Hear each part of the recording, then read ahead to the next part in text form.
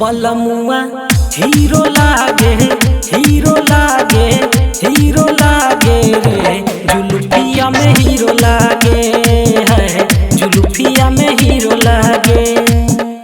बलमुआ हीरो लागे हीरो लागे हीरो लागे रे जुल्फिया में हीरो लागे है जुल्फिया में हीरो लागे।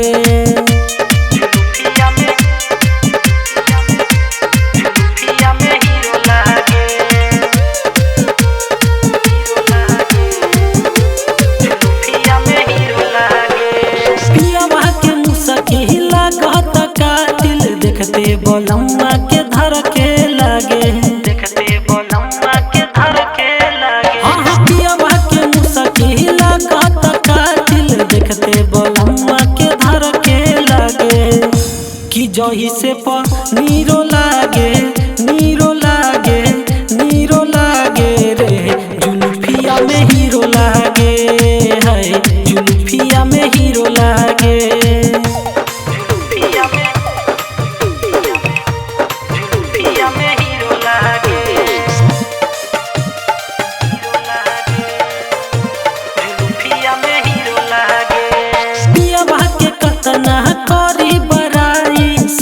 सरोज सखी मिलल मिठाई सैया सरोज सखी मिलल मिठाई हाँ पियावा के कतना करी बड़ाई सैया सरोज सखी मिलल मिठाई कि बिटुआ बीरो लागे बीरो लागे बीरो लागे रे जुल्फिया में हीरो लागे है जुल्फिया में हीरो लागे।